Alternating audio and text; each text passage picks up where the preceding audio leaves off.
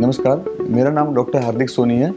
मैं MD anaesthesia हूँ और मैंने क्रिटिकल केयर में फेलोशिप किया है टाटा मेमोरियल हॉस्पिटल मुंबई से।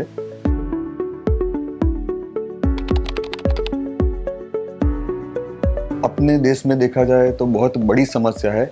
समस्या बड़ी इसलिए है क्योंकि स्ट्रोक के बारे में जानकारी बहुत कम है। सिंपल भाषा में कहे तो ब्रेन के तरफ मिलने वाला ब्लड सप्लाई अगर कम या बंद हो जाता है तो उसको स्ट्रोक बोलते हैं।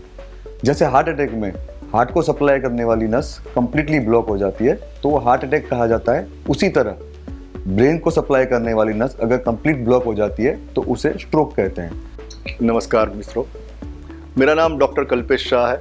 मैं न्यूरो सर्जन हूँ और अराउंड 22 ईयर्स से हम न्यूरो सर्जरी करते हैं।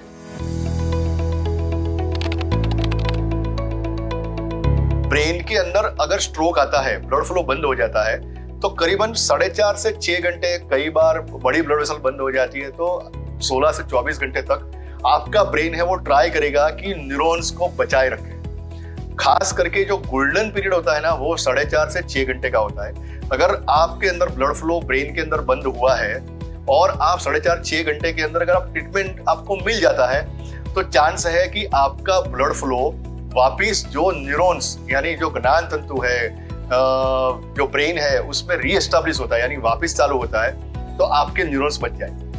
ये इंटरवेंशन यानी एक बीच का रास्ता है और ये मध्यम रास्ता है। ये ऐसे रास्ता है जिसमें हमें ब्रेन को ओपन नहीं करना है, सिर्फ एक खून की नली से हमें ब्रेन के अंदर पहुंचना है।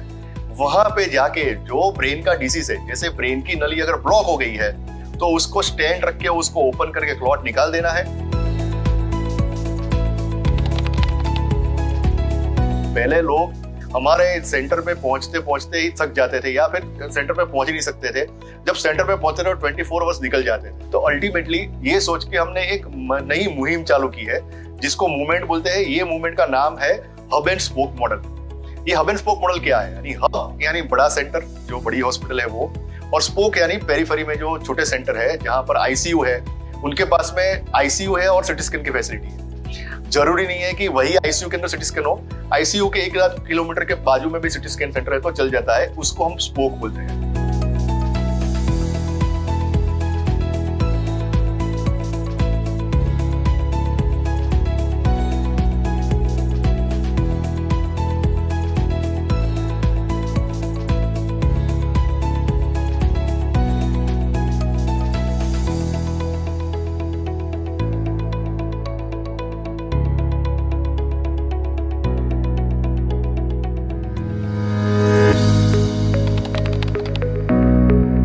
स्पोक सेंटर पेशेंट और हब सेंटर के बीच में लिंक की तरह काम करता है।